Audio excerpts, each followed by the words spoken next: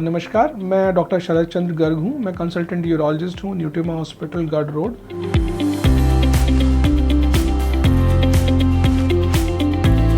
आज हम बात करेंगे कुछ अपने पेशेंट्स के बारे में जो बीपीएच की वजह से समस्या से ग्रसित रहते हैं। उनमें हम किस प्रकार से उनकी समस्याओं को दूर कर सकते हैं। उसमें कुछ कॉमन जो कंसर्न पेशेंट के होते हैं जो हमारे पास आते हैं, उनमें ये रहता है कि जो उनकी सेक्सुअल हेल्थ की लाइफ है वो किस प्रकार से डिसाइडिंग फैक्टर होती है किसी भी ट्रीटमेंट को शुरू करने के लिए। बीपीएच के ट्रीटमेंट में जो हम कुछ दवाइयाँ स्टार्ट करते हैं उनके कुछ साइड इफ़ेक्ट्स होते हैं, जैसे कि रेट्रोग्रेड इजैकुलेशन, एनैजैकुलेशन या फिर लिबिडो का कम हो जाना। जिस प्रकार से कुछ दवाइयाँ होती हैं, तो ये बहुत इंपॉर्टेंट है कि हमें किस एज ग्रुप के व्यक्ति को क्या दवा शुरू करनी है। इसीलिए बीपीएच के मैनेजमेंट में बहुत ज़रूरी है कि हम पेशेंट की सेक्सुअल लाइफ के बारे में इंक्वायर करें, बात करें, क्योंकि हर तरह के व्यक्ति को एक सिंगल ट्रीटमेंट नहीं दिया जा सकता। जो यंग पेशेंट्स हैं जिनकी लाइफ सेक्सुअली ज़्यादा एक्टिव है, उन्हें हम अलग तरह का ट्रीटमेंट शुरू करते हैं। जो काफ़ी एल्डरली हैं उन्हें अलग तरह का ट्रीटमेंट शुरू करते हैं। इसीलिए बहुत ज़रूरी है कि हम अपनी हिस्ट्री में या पेशेंट से बातचीत करते समय ये ज़रूर पता करें कि उसकी रिक्वायरमेंट प्रोस्टेट या बीपीएच के ट्रीटमेंट में साथ साथ में उसकी सेक्सुअल लाइफ का क्या एक्सपेक्टेशन है। क्योंकि कुछ दवाई ऐसे होती हैं जैसे कि अल्फा ब्लॉकर होते हैं, टैमसोलोसिन, उनके साइड इफ़ेक्ट होते हैं रेट्रोग्रेड इजैकुलेशन, या कुछ ड्यूटरस्ट्राइड करके दवाइयाँ होती है फेनेस्ट्राइड, जिनकी वजह से सेक्स करने की इच्छा कम हो जाती है। तो अगर यंग पेशेंट में इस तरह की दवाइयाँ हम शुरू करते हैं तो वो उनके लिए एक नेगेटिव सेक्सुअल हेल्थ की तरफ जाती हैं। तो ये बहुत इंपॉर्टेंट है कि हम पेशेंट के सिम्टम और एज के हिसाब से दवाइयाँ शुरू करें।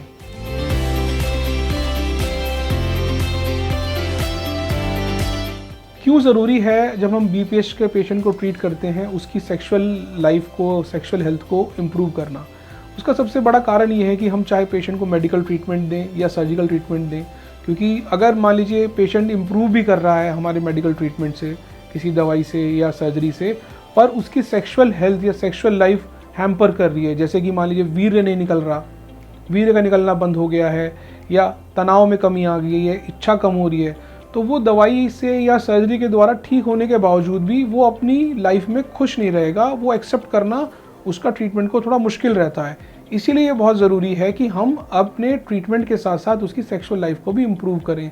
उसके लिए बहुत सी दवाएं होती हैं, बहुत से प्रोसीजर जैसे यूरोलिफ्ट, जिसमें कि हम उसकी सेक्सुअल लाइफ को भी इम्प्रूव कर सकते हैं या प्रिजर्व कर सकते हैं, बचा सकते हैं। इसीलिए ये बहुत ज़रूरी है ट्रीटमेंट एक्सेप्टेंस के लिए कि वो ट्रीटमेंट पेशेंट को हम ऑफर करें जिसके द्वारा वो अपने बीपीएच को भी ठीक कर ले, अपने सिम्टम को ठीक कर ले, प्लस उसकी सेक्सुअल लाइफ के लिए भी वो ठीक रहे।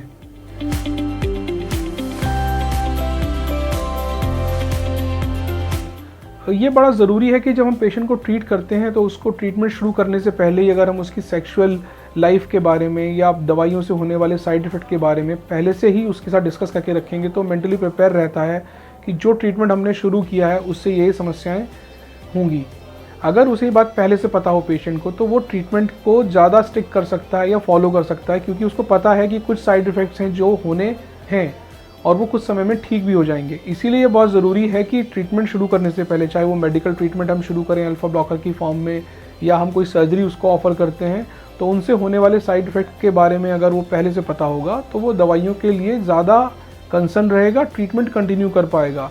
अगर पेशेंट को ये नहीं पता कि इस दवाई से ये साइड इफ़ेक्ट होना है तो वो ट्रीटमेंट अपने आप ही स्टॉप कर देगा। सेकेंड चीज़, जो हम सेक्सुअल बिहेवियर के बारे में पेशेंट से पहले ही बात करते हैं तो उससे आपका पेशेंट के साथ एक कोऑर्डिनेशन बहुत अच्छा होता है।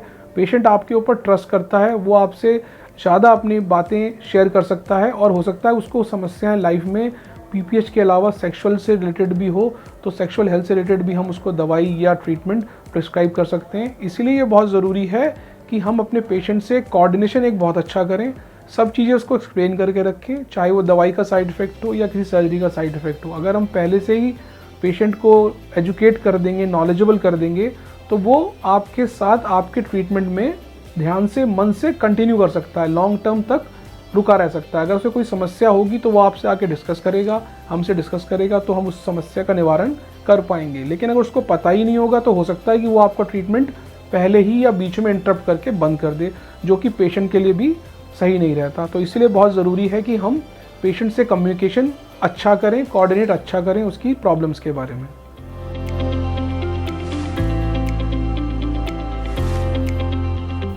बीपीएच के ट्रीटमेंट के समय काफ़ी समस्याएं, सेक्सुअल रिलेटेड समस्याएं नेग्लेक्ट हो जाती हैं, जिसकी वजह से उसका एक नेगेटिव इम्पैक्ट पेशेंट की लाइफ पर पड़ता है।